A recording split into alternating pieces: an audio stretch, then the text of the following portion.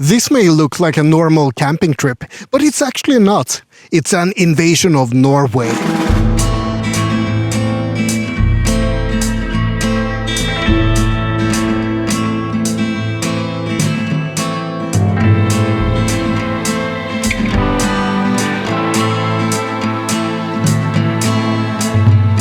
The plan is that we're gonna take a road trip from Stockholm, Sweden to Spiterstulen tourist camp in Norway, and from there we're gonna climb Galdhøpiggen. Galdhøpiggen is Norway's highest mountain, and if we survive all the way to the top, I'm gonna stake Sweden's claim over that mountain and of all of Norway. I think that's how it works, right?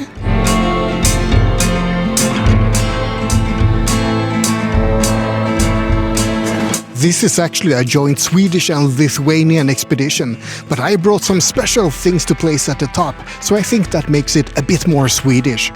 Just don't tell that to Rolandas. I think these will be a suitable mark of Sweden's sovereignty. The road from Stockholm to the mountain is more than 800 kilometers, 500 miles.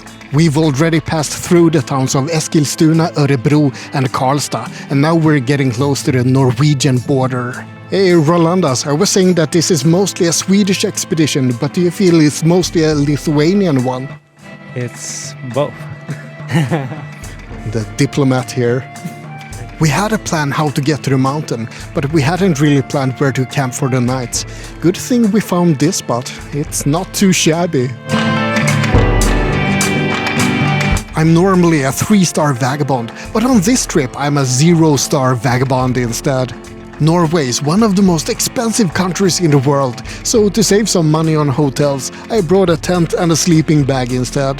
This guy bought a tent for 7,000 Swedish crowns, while my tent barely opens.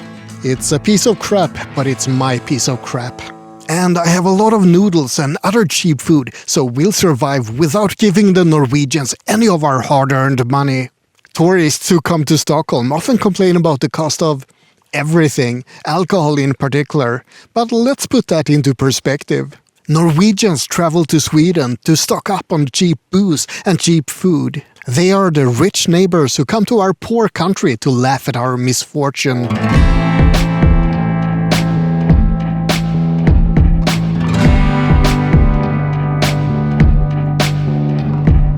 After we've crossed the border to Norway, we'll pass the towns of Hamar and Lillehammer that hosted the Winter Olympics in 1994.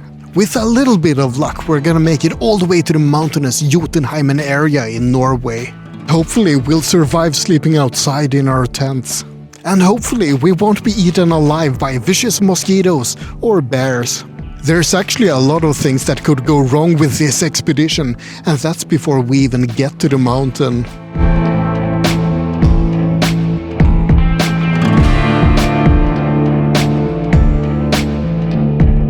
These adorable little ducklings want food, but I have nothing to offer them. I feel bad now.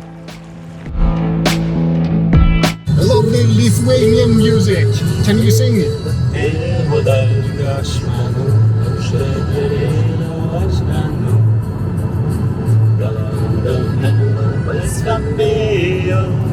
Sweden and Norway are very similar, almost like sibling countries, and as you all know, siblings argue a lot. It's been a tradition since at least the 60s for Swedes to make jokes about Norwegians. To annoy the driver, I'm gonna tell a couple of Norwegian jokes now. How do you sink a Norwegian submarine? You send down a diver to knock on the door, and they'll open up and say, "Hvem är det?" And how do you sink a Norwegian submarine a second time? You send down a diver to knock on the door, and they'll open up and say, "We won't fall for that a second time." I'm not getting a reaction here from the driver, he's too focused. What do you get if you cross a donkey with a turtle? A Norwegian with a helmet. Two Norwegians were discussing traffic in the US, and one said, well, did you know that every 15 minutes a person is run over in the US? The other one goes, "Oh, that's one unlucky bastard." A Norwegian was bragging to another Norwegian, "I bought a puzzle yesterday, and it said 2 to 5 years on the box, but I solved it in just 1 day." Do you know why Jesus wasn't born in Norway? It was impossible to find 3 wise men. But on the flip side, Norway actually does exactly the same thing about Sweden. What separates Norwegians from the apes? The border to Sweden.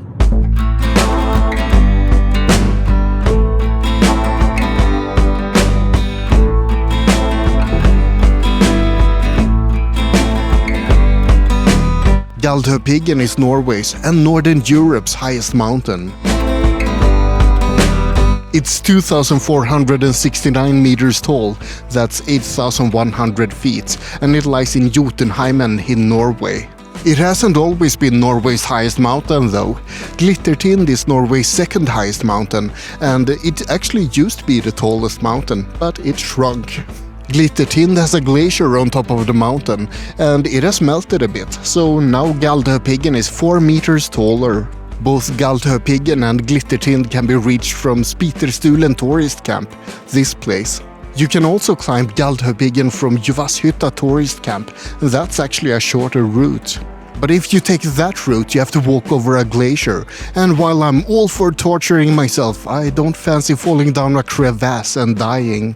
Climbing Galdhøpiggen from Spiterstulen supposedly only requires normal hiking and a bit of scrambling. But it's still going to be an absolute nightmare, at least for my tiny little untrained legs.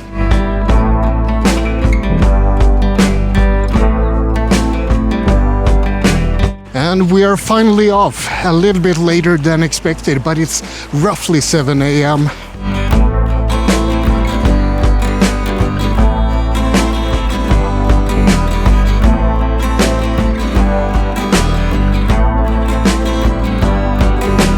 Let's see if these sheep have anything to say, maybe some tips about how to climb the mountain. Mr. Sheep, have you lived here a long time on these mountains? I take that as a maybe. Guess they're not in a mood for an interview. Well, let's move on. Norway has been populated for around 11,000 years, and there's been a kingdom of Norway since 1035 AD. But they've had a history of belonging to other nations for a long time. Between 1388 and 1814, Norway was in a political union with Denmark, but I think we all know who wore the trousers in that relationship. A small hint, it wasn't Norway. Between 1814 and 1905, there was a union between Norway and Sweden instead. And once again, we can just say that it wasn't exactly a union of two equals. In the 19th century, there was a lot of talk about an independent Norway. When Norway became an independent nation in 1905, there was a referendum, and 368,200 people voted for independence, and 184 people voted against. I wonder who those 184 people were, but either way, I salute you, patriotic supporters of a Swedish Norway. Today is the day we make your wish come true and make Norway Swedish once more.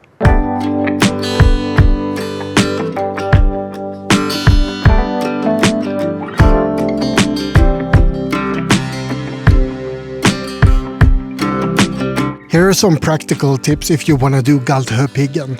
Bring layered clothing so you can dress warmly at the top, but have just a t-shirt at the bottom, because it's quite a difference in temperature. Bring good shoes, obviously, because there's a lot of rocks to jump across. You'll be fine with approximately 1.5 liters water, and there are some places along the way where you can fill it up, but don't fill up with glacier water, that's bad for you. Only water running down from the mountains. Ask if you're unsure. Bring snacks and something to eat as well, you're gonna need it. This takes a lot of energy. And if you're a slow climber like me, let the others pass. There might be sunshine, there might be rain, there might be snow. This is the mountains, so you have no idea what's gonna happen. Bring clothes for every occasion. Well, maybe not every occasion. You can leave your 3-piece suit or your smoking at home. But most importantly, try to have a lot of fun.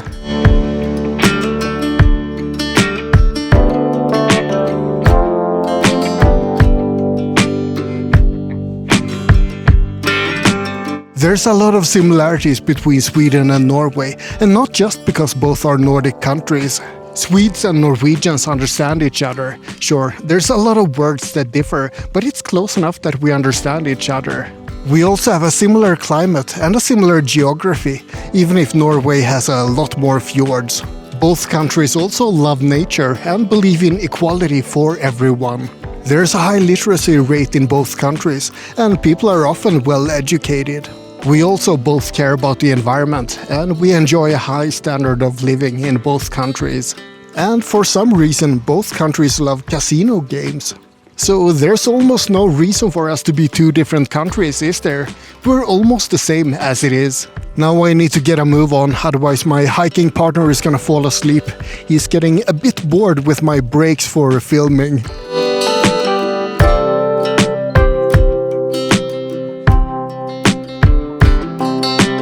This is the glacier you can walk across from Jyväshytta, but yeah, we are not taking this one.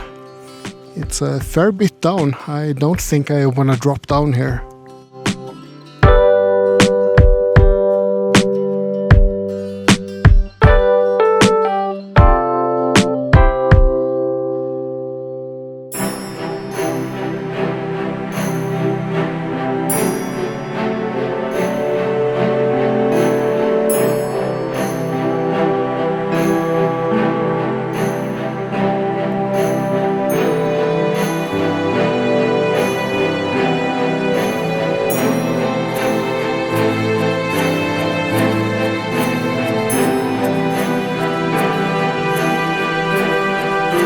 The time has finally come to put my stake on Norway.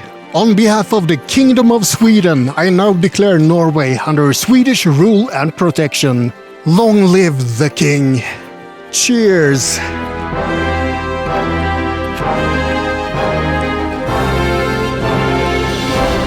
As Grand Vizier of Norway, I now declare that all oil funds shall be transferred to my personal bank accounts.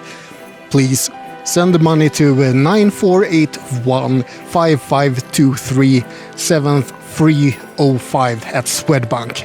So we finally did it. Galdhøpiggen is conquered. This was an amazing trip, but was it worth it? No, absolutely not. Never do this. This is horrible. Normal people can probably do this trip in 3.5 or maybe 4 hours, but I'm not a normal person. I did it in 6.5 hours. It's a wee bit crowded up here, isn't it? Now, I have to admit that I don't really know how things work. Maybe putting a Swedish flag on top of Norway's highest mountain doesn't really mean that Sweden has conquered Norway. In that case, I guess that this mission is a failure and Sweden is still officially just a poor country next to Norway. Norway, would you please consider adopting Sweden in that case? We'll be good, I promise. Well, that's about it for this miserable failure of an invasion of Norway. I hope you found it interesting at least. Like and subscribe, but most importantly, have a great day. Oh, and join the 3-star Vagabond Facebook group as well. And also check out this video up here in the corner. It's gonna be awesome. Better than the weather right now at least.